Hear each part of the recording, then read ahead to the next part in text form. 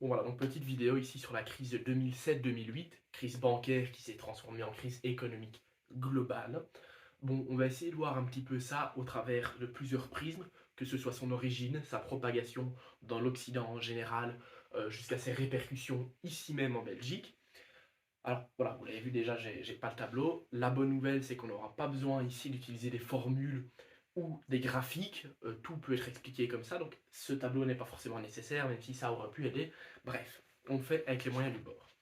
Bon, alors ici, premièrement, on va commencer par aborder l'origine de cette crise. Qu'est-ce qui a déclenché cette crise? Bon, je pense qu'un petit peu tout le monde le sait, pas forcément en profondeur, mais tout le monde sait que ça vient d'une crise immobilière en Floride aux États-Unis.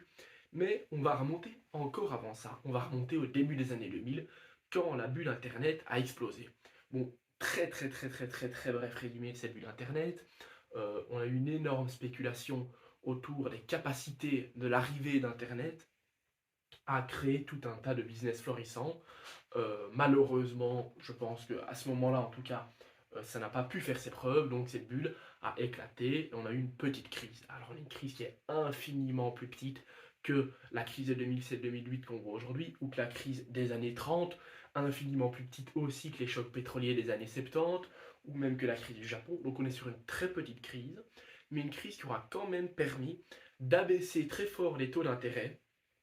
Et donc, de là, certaines banques américaines, en voyant ces taux d'intérêt très bas et en sachant qu'ils risquent de remonter, commencent à avoir une idée assez intéressante sur du court terme.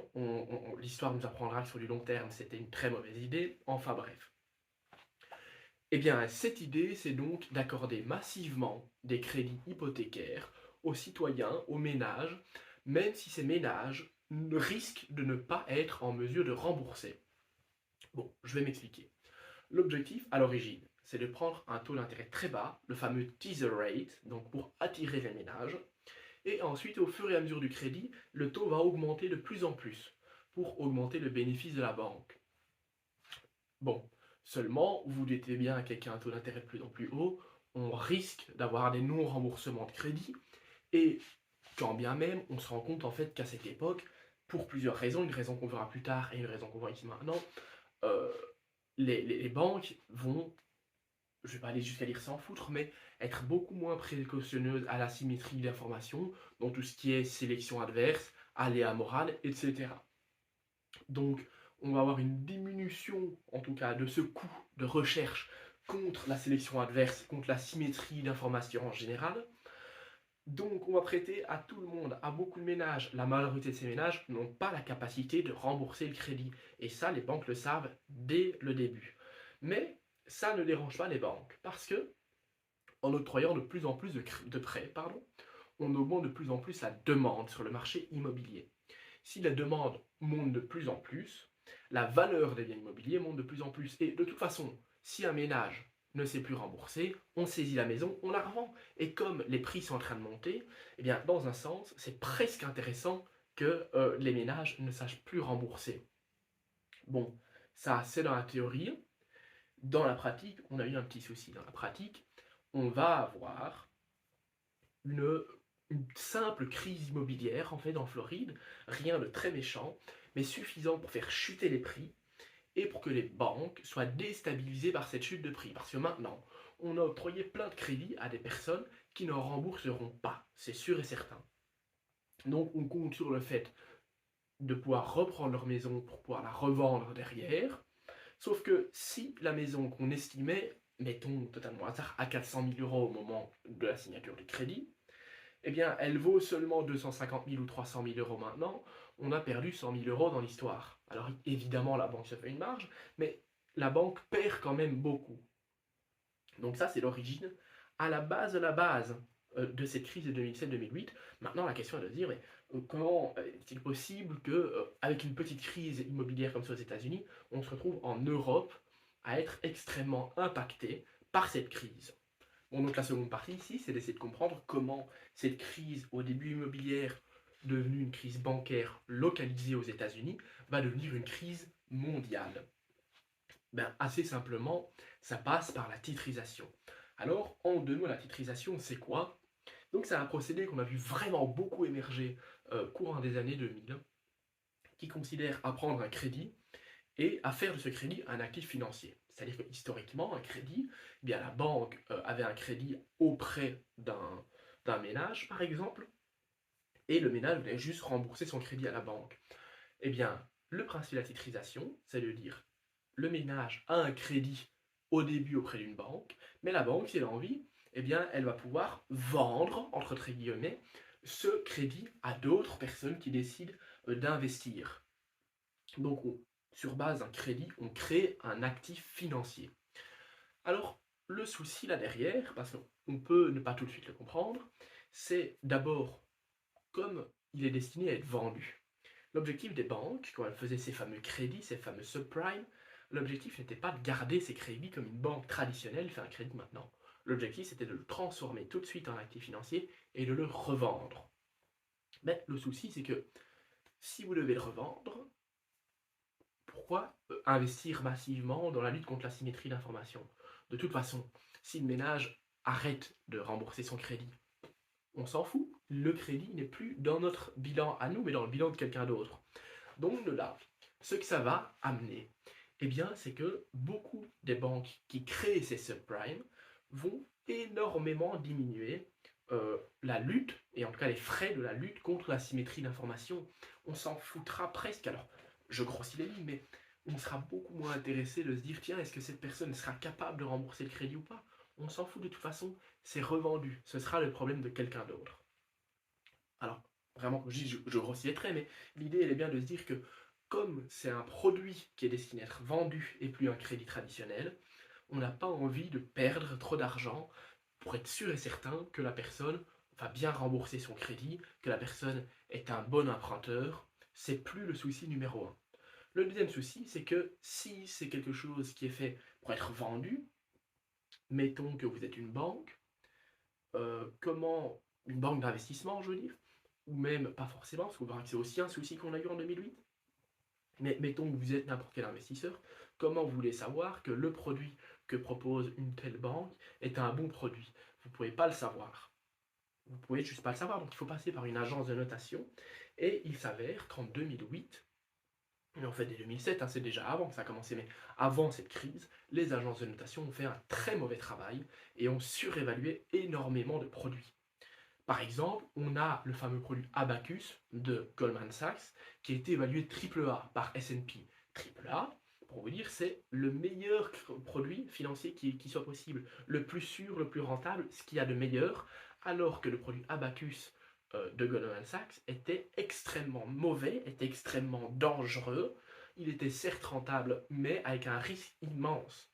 Donc, on se retrouve à avoir des produits financiers qui sont massivement produits, qui, au vu du reste du monde, sont excellents, sont très bons, très rentables, très sûrs. De là, si vous êtes un investisseur, achetez, foncez. Et donc, ce produit, donc cette titrisation de ces crédits américains, de ces subprimes, se sont retrouvés dans le bilan d'énormément de banques et énormément de groupes d'investissement un peu partout dans le monde, surtout aux États-Unis et en Europe. Et donc c'est un produit qui s'est beaucoup répandu parce qu'on nous disait c'est un produit très rentable, très sûr, achetons-le. Sauf que ces produits, comme on le sait, ils vont se casser les dents. Et le problème, c'est que ça va se casser les dents chez tout le monde alors. C'est comme ça que la crise s'est propagée partout dans le monde.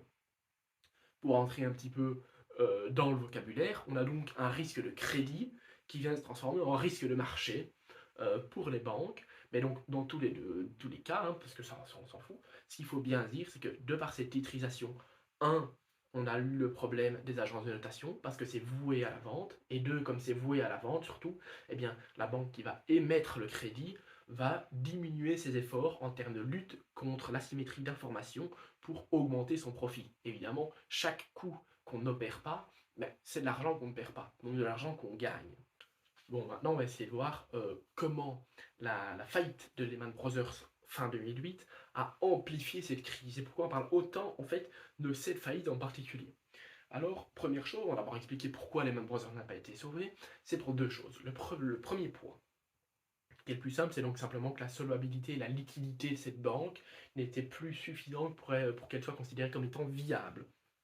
Donc on s'est dit de toute façon c'est pas possible de la sauver. Et la deuxième chose c'est que à cette époque-là, on avait une certaine aversion envers le fait de voir la Banque centrale comme étant le prêteur, endossant du moins le rôle de prêteur en dernier recours. L'objectif de ce rôle de prêteur en dernier recours, ben, c'est justement, au moment où une banque risque de tomber en faillite, de lui prêter des liquidités pour pouvoir lui permettre de survivre, et donc de ne pas faire faillite, et donc de ne pas faire disparaître l'ensemble des dépôts des ménages, en tout cas que les ménages ont souscrit auprès de cette banque. Bon, seulement le souci qu'on a, et pour expliquer pourquoi à cette époque la Banque centrale n'aimait pas vraiment ce rôle, eh bien assez simplement, essayez de vous mettre dans la peau d'un dirigeant d'une banque. Vous vous dites assez simplement, maintenant, je peux faire une action, dans l'idée où tout se passe bien, l'ensemble de l'argent vient dans ma poche, dans la poche de la banque, on nommait les taxes, hein, la question n'est pas là, mais elle est de dire, mes profits, ils sont privatisés. Et mettons aussi que, voilà, cas exceptionnel, malheureusement je me plante, ça peut arriver. Ben, si je me plante, ben, de toute façon, la Banque centrale est là, c'est bon, c'est plus ma responsabilité, elle est là pour nous sauver, de par ce constat. Donc on a cette privatisation des bénéfices et cette socialisation des pertes. La mécanique adoptée est assez simple, hein. Si vous avez peu de scrupules et que vous aimez l'argent, ce que vous devez faire, c'est prendre un maximum de risques. Un maximum de risques, c'est synonyme d'un maximum de gains dans l'idée où ça réussit. Dans l'idée où ça perd, de toute façon, c'est pas vous qui perdez, c'est la banque qui paye, la banque centrale qui paye. Donc c'est pas grave. Donc c'est ça qui a fait vraiment peur à la banque centrale, c'est qu'elle voyait ce rôle de prêteur en dernier ressort comme un incitant à prendre des risques pour les banques. Donc pour ces deux raisons-ci, donc le fait qu'elle n'était plus considérée comme viable et le fait qu'on avait un petit peu de mal avec ce rôle de prêteur en dernier ressort, Lehman Brothers n'a pas été sauvé. Bon, on a donc la chute d'une banque. Cette banque ne sait plus, du coup, quand les gens viennent retirer l'argent, on ne sait plus du tout leur donner. Elle n'existe plus, elle a fait faillite.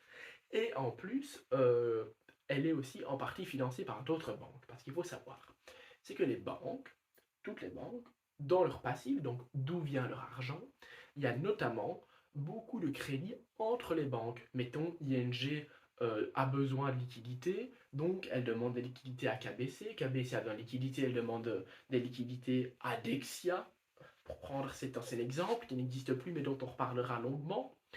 Euh, L'idée donc elle est de dire que les banques se prêtent entre elles pour avoir des liquidités. Parce que, comme vous le savez, dans le bilan d'une banque, on a un petit peu parlé, dans l'actif, il y a assez peu de liquidités. La majorité, ce sont des prêts sur le long terme. Et donc, si d'un coup la banque a besoin de dégager des grosses sommes d'argent, elle a beaucoup de mal à le faire. Donc, ce qu'elle fait, c'est qu'elle va donc faire un crédit auprès d'une autre banque pour avoir des liquidités. Seulement, mettons que vous êtes une banque, mettons que vous êtes ING, si vous voyez Lehman Brothers tomber en faillite, vous vous dites, mais attendez, moi j'ai prêté de l'argent à KBC, s'il arrive pareil à KBC, mon prêt, sous le nez, c'est terminé, je ne revois plus jamais cet argent. Donc les banques entre elles arrêtent de se faire confiance et commencent à avoir peur. Eh bien on va avoir deux conséquences à ça. La première, c'est que le taux de ces crédits interbancaires va monter extrêmement fort, ce qui entraîne évidemment une réticence à faire ces crédits. Si vous êtes une banque et que vous voyez que le coût du financement des liquidités double d'un coup, vous n'avez plus envie d'avoir des liquidités, vous dites c'est bon, ou j'ai mes propres liquidités, mais en tout cas je ne vais surtout pas les emprunter à une autre banque. Donc ça c'est un premier problème, c'est qu'on a une augmentation des coûts du financement des liquidités. Et le second problème, eh bien, c'est au-delà juste d'une augmentation du taux interbancaire, il y a plein de banques qui disent c'est fini maintenant, on ne prête plus à d'autres banques, c'est fini. Donc de là, ces deux choses-là font que c'est extrêmement compliqué pour une banque d'avoir des liquidités. Sauf que justement, les liquidités, on en a rarement autant besoin que dans une période comme celle-là. C'est-à-dire que quand on voit Lehman Brothers tomber, donc il y a cet effet que j'ai dit qui est au niveau entre banques, on a aussi un effet qui va être créé au niveau des ménages, au niveau des gens qui ont l'argent chez les autres banques, chez les concurrents. Le souci, c'est que vous voyez Lehman Brothers tomber. Maintenant, mettons que vous n'êtes plus une banque, vous êtes la personne que vous êtes un citoyen. Quand vous voyez la banque de votre voisin tomber en faillite et votre voisin perdre tout du jour au lendemain, vous vous dites, bah, attendez, ça peut m'arriver aussi, hein. Donc là, si vous êtes intelligent, vous courez jusque l'ATM le plus proche et vous retirez tout l'argent que vous avez sur votre compte en banque pour le garder en cash. Sauf que quand il se passe ça, on a plusieurs soucis. Le premier, on se rappelle un petit peu du pooling dont on avait parlé dans le modèle de Diamond Dybvig. Donc, très bref rappel, le principe du pooling, donc, c'est de mettre plusieurs portefeuilles financiers en un seul portefeuille, de l'utiliser pour l'investir mieux et de modifier les taux d'intérêt par rapport au taux d'intérêt réel, par rapport au return. Hein, on ne parle pas d'un taux d'intérêt de crédit ici, on parle d'un return. Bon, l'objectif en gros, c'est de se dire que si on a X personnes qui vont retirer leur argent de leur portefeuille après 1 an et Y personnes qui vont retirer leur argent de leur portefeuille après 2 ans, au lieu de donner le taux normal, on peut un petit peu modifier nous-mêmes les taux. Donc on gagne toujours, nous, la banque, le taux du marché, et on va donner à nos clients, ceux qui viennent déposer leur argent, un autre taux que celui du marché, un petit peu en le modifiant, pour permettre de gagner plus. Mettons, exemple tout à fait fécond, mais si l'investissement dans lequel on est, eh bien, permet d'avoir un return de 1,5% par an, une personne qui va retirer après 1 an va gagner 1,5%, une personne qui va retirer après 2 ans va gagner 3%. Eh bien, au lieu d'offrir respectivement 1,5 et 3%, ce qu'on reçoit, comme on a beaucoup de clients différents, comme on a beaucoup de portefeuilles, on peut se permettre de dire, mais je sais par exemple que plus de personnes retirent à telle période, donc je peux ajuster mes taux d'une telle façon pour augmenter les profits, que ce soit les profits des investisseurs ou nos profits à nous. Par exemple, si au lieu de faire 1,5 et 3, on fait 1,8 et... Alors l'autre ici, on ne saura pas, on peut le calculer dépendant de la proportion des gens qui enlèvent en première période par rapport à la deuxième. Et donc l'idée est de dire qu'on va légèrement doper, on va légèrement surévaluer les taux en période 1 et légèrement sous-évaluer les taux en période 2. Alors ça permet que, en général, sur le marché dans son ensemble, on y gagne plus tant les banques que les gens qui viennent investir dans les banques. Seulement, le souci, c'est que en surévaluant le fait de retirer son argent au temps 1, ça veut dire que si vous avez mis 100 euros et qu'au lieu de recevoir 110 euros par exemple, on change le taux, hein, on imagine 10%, bref, au lieu de recevoir 110 euros, vous recevez 115 euros, ça fait que les 5 euros que la banque vous donne en plus, elle doit les trouver quelque part. Et elle doit les prendre à ceux qui auraient retiré après 2 ans. Bon, c'est pas trop un souci tant qu'il n'y a pas trop de monde qui retire après une seule année, donc en T1. C'est un souci par contre quand tout le monde vient retirer ses billes en disant j'ai peur que la banque fasse faillite. Parce que imaginons qu'il y ait 100 personnes qui sont venues déposer de l'argent à la banque. Eh bien avec ce pooling, il suffit peut-être, j'invente un chiffre, hein, ça va dépendre des taux exacts, de la façon dont c'est modifié, mais il suffit de 80 personnes, par exemple, qui disent je reprends mon argent pour qu'il n'y ait plus rien à la banque et que les 20 dernières n'aient plus rien et se retrouvent. Bon, petite interruption, pardon. Donc, je disais, il suffit par exemple de 80 personnes pour qu'il n'y ait plus du tout d'argent pour rembourser les 20 dernières. Bon, donc ça c'est le problème qu'on a avec le pooling en cas de bank run, donc de panique bancaire. On a un autre souci, alors qui est beaucoup plus petit, parce que ici, ce souci de bank run, ça peut clairement mener à des faillites massives de banques. Mais notre deuxième souci qu'on a avec ça, c'est aussi en lien donc, avec la création de dépôts avec fouillis en billets. C'est aussi dans une des autres vidéos. Le souci qu'on a, c'est de dire, tiens, je le rappelle, on va pas revoir la formule exacte, mais donc plus la propension à détenir des billets est grande, moins on va pouvoir créer de dépôts sur base, via des crédits, donc sur base d'un dépôt initial. Donc le problème, c'est que via le fait, ce retrait massif, pardon, on va diminuer fortement notre capacité à accroître la quantité de monnaie sur le marché. Donc c'est aussi une conséquence sur du plus long terme qui va arriver.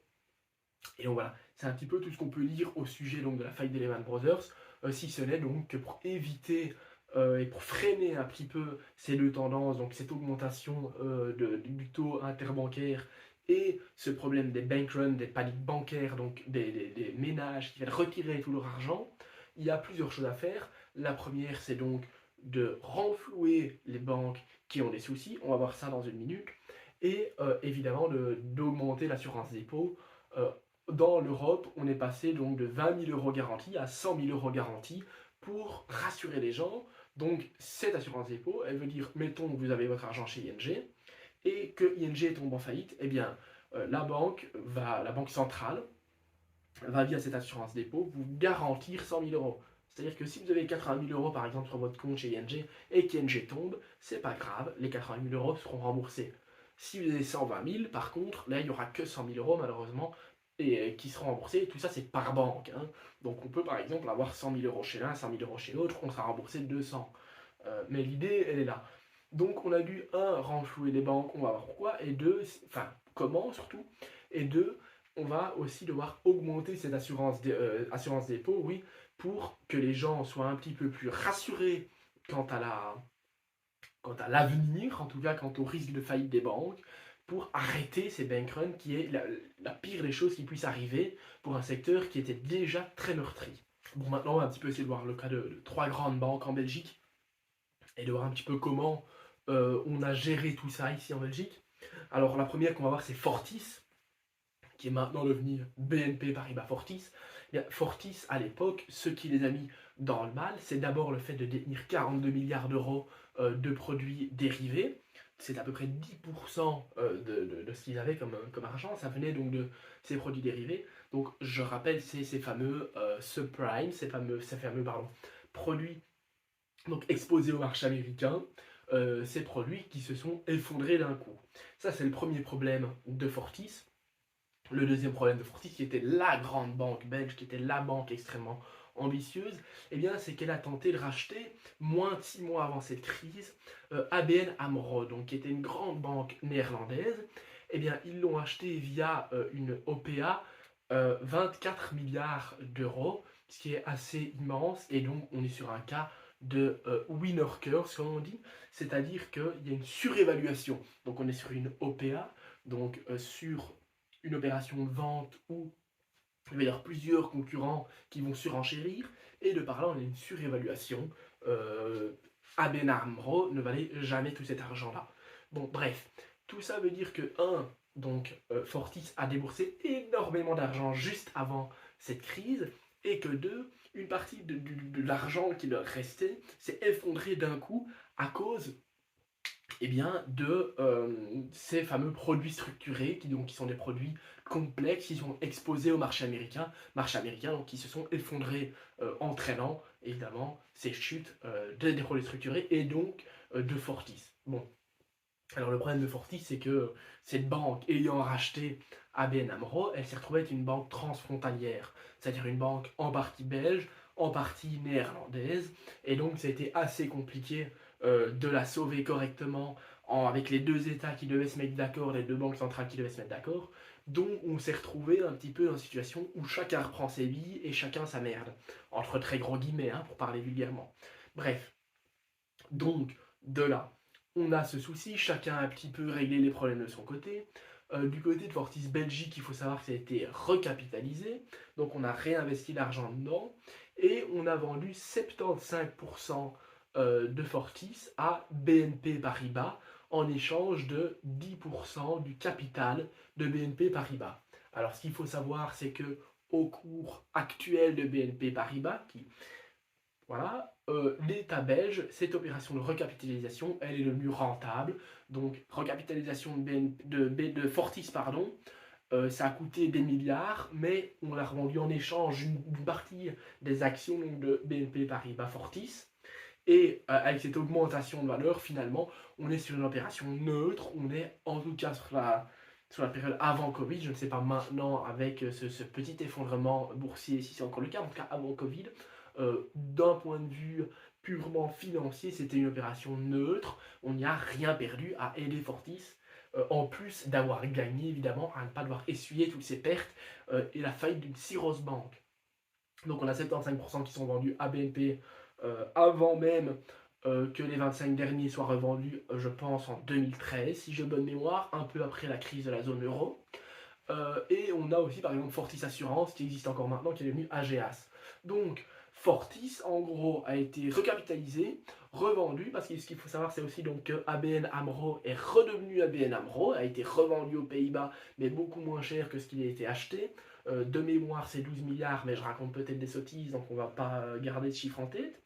Donc beaucoup d'argent perdu à ce niveau-là, beaucoup d'argent perdu aussi dans la recapitalisation, mais de par la vente des 75% à BNP et donc des 10% des parts de BNP en échange, eh bien on est sur une opération neutre. L'histoire se termine bien pour Fortis. Deuxième banque belge, on a KBC. KBC va avoir deux problèmes. Le premier, c'est qu'elle va avoir très mal de la grosse récession qui va avoir lieu en Europe de l'Est, parce qu'elle avait pas mal de ses activités implantées là-bas. Mais elle va aussi avoir une grosse perte sur un portefeuille d'assurance crédit qui s'appelle MBIA, je crois. Mais ça n'a pas trop d'importance. Tout ça pour dire qu'on est aussi sur des produits structurés qui vont chuter très très fort.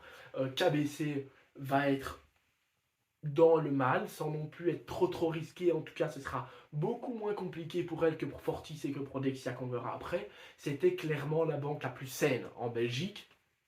Et donc, on va avoir une recapitalisation de 7 milliards, 3 milliards et demi d'État fédéral et 3 milliards et demi de la Flandre. KBC est donc remonté à flot et est reparti et existe toujours. Maintenant, on a le cas de Dexia. Alors, Dexia, c'est un gros problème, cette banque à l'époque, parce que en plus d'être très exposée donc, à ces produits américains, qui étaient donc les Financial Security Assurance, je pense, si je me rappelle bien, de ce produit-là en particulier, que eux détenaient beaucoup, on a un gros problème de business model chez Dexia. Le business model, l'objectif de Dexia, leur cible, leur target, c'était donc de devenir le leader mondial de prêt aux collectivités. Donc qui dit collectivité, dit secteur public. Le problème, c'est que le public ne fait que des crédits à très très long terme.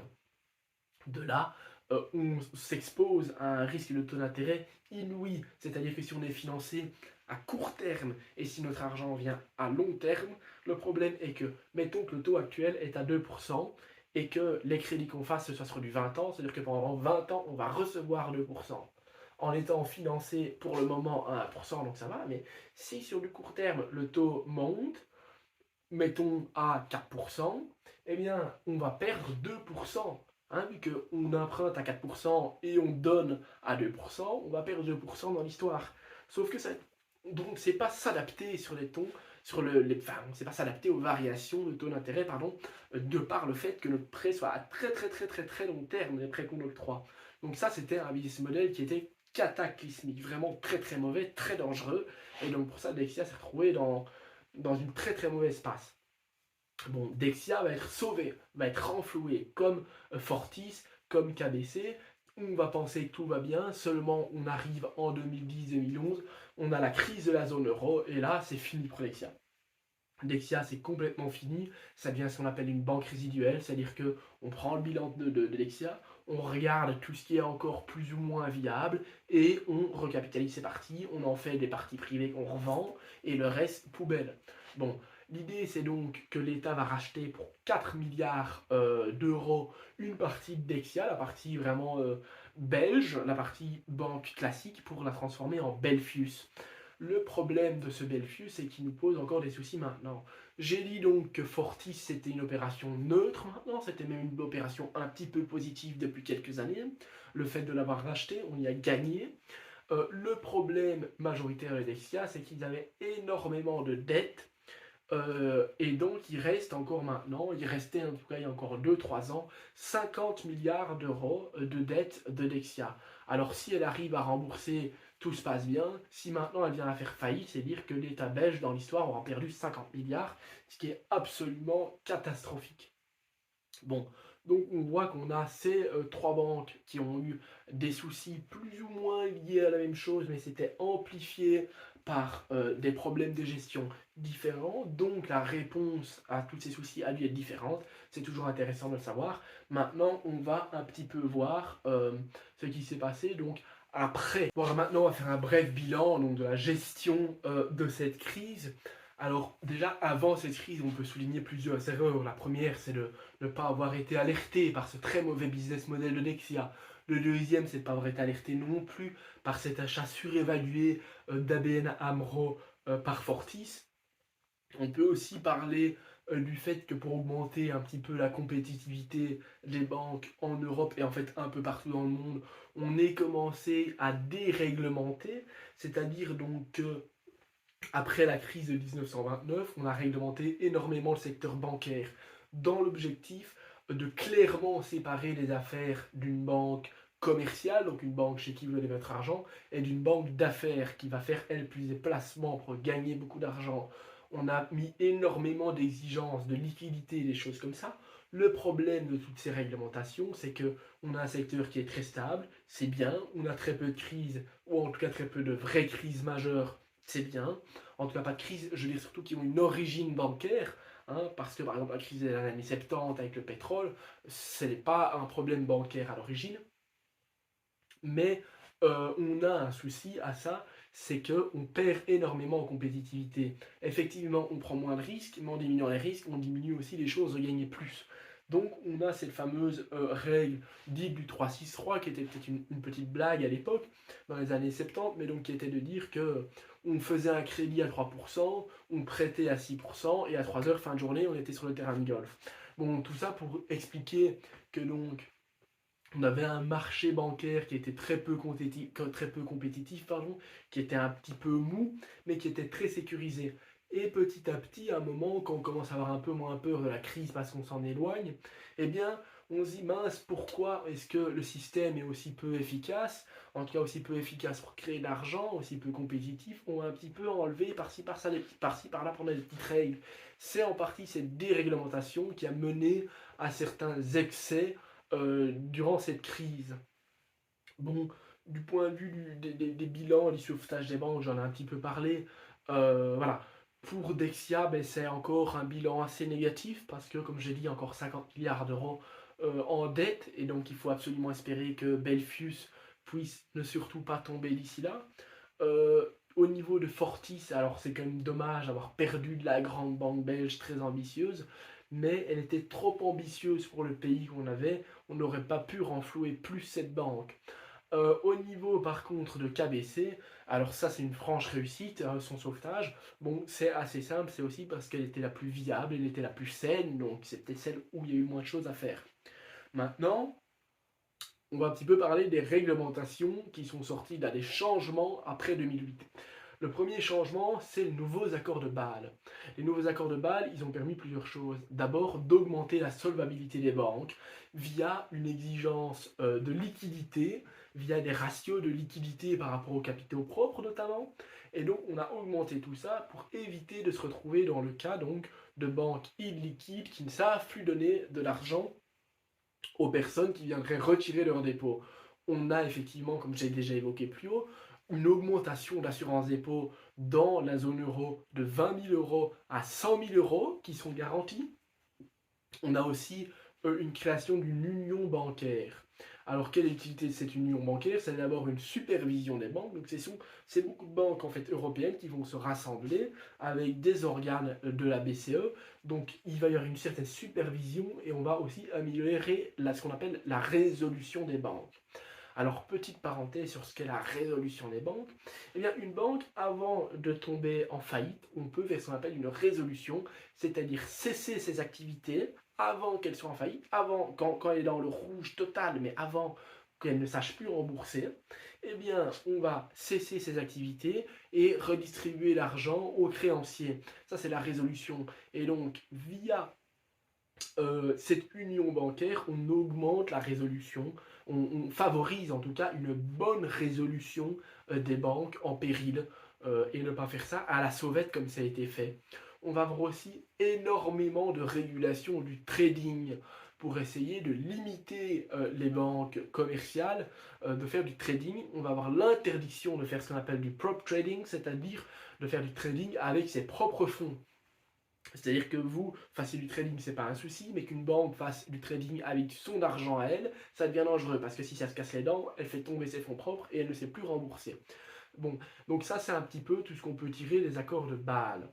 Alors ce qui est assez intéressant, c'est qu'on peut comparer la crise de 2008 et la crise de 1929, qui ont des origines complètement différentes, mais on est quand même sur une crise globalement déflatoire. Donc on n'est pas du tout sur l'inflation, c'est l'exact opposé même. Et ce qui est assez intéressant, c'est donc de voir que cette crise de 1929, qui était euh, clairement amplifiée par un non-interventionnisme de la Banque centrale, donc d'un côté que ce soit dans le sauvetage de banques, mais aussi au niveau de la politique monétaire et la politique budgétaire qui pendant longtemps n'a pas bougé du tout, malgré une crise extraordinaire, extraordinaire évidemment dans le sens négatif du terme. Euh, on remarque ici, en tout cas aux États-Unis, que la leçon a été tirée. Et donc très très vite, la FED, la Fed, donc la Banque centrale américaine, est très très vite intervenue avec une grosse politique monétaire. On a eu aussi une grosse politique budgétaire et surtout une politique budgétaire qui a été accordée de façon internationale. C'est-à-dire qu'en 1929, beaucoup de pays, pour relancer leur économie, ont fait ce qu'on appelle de la dévaluation pour augmenter en compétitivité. Alors là, on est sur une petite parenthèse sur donc, de l'économie ouverte. Si ici, mettons, vous soyez une économie dont votre monnaie est le A, on va appeler ça A, et que vous augmentez très très fort votre masse monétaire pour diminuer la valeur du A, ça fait que finalement, d'un point de vue pardon, d'un point de vue commerce international, vous gagnez énormément en compétitivité. Parce que ça coûte beaucoup moins cher aux gens de venir chez vous pour acheter vos produits, et donc ils vont beaucoup venir vers vous. C'est ce qui a été fait notamment en Chine de mémoire dans les années 90. C'est pour ça que la monnaie en Chine est extrêmement faible en termes de valeur, pourtant on est sur une économie très puissante. Normalement, la valeur d'une monnaie est censée refléter la puissance de l'économie derrière. En tout cas pas reflété directement, mais il y a une grosse corrélation entre les deux. On remarque notamment pour la Chine que ce n'est pas le cas parce qu'elle opérait ce qu'on appelle une dévaluation compétitive. Donc l'objectif c'est de gagner en compétitivité en dévaluant artificiellement notre monnaie. Le problème c'est que si vous faites ça tout seul, dans un sens ça va, mais si tout le monde commence à faire ça, eh bien on va juste faire s'effondrer toutes les économies. C'est ce qu'on a eu en partie en 1929. Et donc le fait d'avoir une coopération internationale au niveau de la politique budgétaire, au niveau de la politique monétaire, et pour éviter notamment ça, ça a permis que ça aille beaucoup mieux. C'est pour ça qu'aux États-Unis, en 2008, on est sur une grande récession, mais pas une grande dépression comme en 1929. Les effets sont tout autres. En Europe, on est aussi très loin de la crise de 1929, mais ça a fait quand même beaucoup plus de mal qu'aux États-Unis. Parce qu'en Europe, on a sous-estimé la crise pendant quelques temps avant de s'y intéresser. On a intervenu beaucoup moins rapidement que les États-Unis. Et donc, plus on laisse de délai, c'est la grande leçon qu'on doit retenir quand on vient l'ensemble des banques, plus on laisse de délai avant d'intervenir, plus ça va être difficile de régler le souci. Donc il faut essayer d'agir dès l'instant T. Sauf que c'est très facile de dire ça, il ne faut pas non plus réagir, et ça je fais un parallèle avec la crise Covid et la situation actuelle d'inflation. Il faut bien se rendre compte que c'est comme en bourse quand on dit il faut vendre quand c'est tout en haut et acheter quand c'est tout en bas. Oui, mais il faut savoir quand on est en haut et quand on est en bas. De la même façon, il faut savoir quand ce qui arrive devant nous c'est une crise comme ce qu'on a eu en 2008, ou si c'est juste une petite vague et que 3 jours après tout ira mieux. J'exagère en disant 3 jours, mais l'idée elle est là. Donc on retient qu'il faut essayer d'intervenir le plus vite possible, mais en faisant attention qu'il ne faut pas intervenir non plus trop fort. C'est ce qu'on a eu ici avec la crise Covid, alors j'en ferai peut-être une vidéo, mais donc en 2 mots, dans cette crise Covid, on a eu énormément d'aide au niveau de la politique budgétaire et de la politique monétaire, mais que la politique monétaire n'était pas inconditionnelle. C'est-à-dire que la Banque Centrale Européenne a clairement dit, si on commence à sentir de l'inflation, on arrête de baisser nos taux et on les remonte. Que ce soit clair. Et donc l'objectif c'était de financer avant tout donc, les États pour qu'ils puissent s'endetter pas trop cher, entre guillemets, pour pouvoir énormément aider au niveau de la politique budgétaire, notamment via le chômage technique, via l'ensemble des aides, pour pouvoir soutenir la demande. Bref, tout ça pour dire que, je vais pas parler de ça tout de suite, mais donc tout ça pour dire que si on arrive à très très fort venir aider quand il y a une crise, mais qu'on le fait trop fort, on se retrouve comme maintenant avec énormément d'inflation. On avait déjà, avant la crise du Covid, des taux très bas, parce qu'on a eu du mal en Europe à ressortir de cette crise de 2008.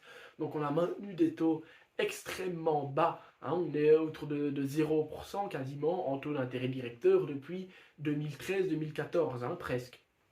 Il faut bien s'en rendre compte, donc des taux très bas pour stimuler l'économie, et bien de là, le gros souci, c'est que en faisant ça, en ayant une politique budgétaire et monétaire trop accommodante, trop expansionniste comme on a eu avant, pendant pardon, la crise du Covid, parce qu'elle faisait très peur cette crise, eh bien si cette crise est plus petite que prévu, finalement, on se retrouve à avoir une politique monétaire et budgétaire qui est trop forte, trop puissante, c'est ce qu'on a eu, et donc on va créer l'inflation. Alors ici, l'inflation est créée en partie donc, par cette augmentation, donc par un choc macroéconomique, par cette augmentation des prix de l'énergie, mais c'est plus un déclencheur qu'autre chose, avec un amplificateur. L'origine, elle vient bien donc d'une politique monétaire et budgétaire qui a été trop forte à l'égard de la crise donc, du Covid, parce qu'en sortie de Covid, mais je répète, on n'est pas là pour parler de ça en détail, en sortie de crise Covid, en fait, l'offre et la demande se sont très très vite rétablies et beaucoup plus vite que prévu.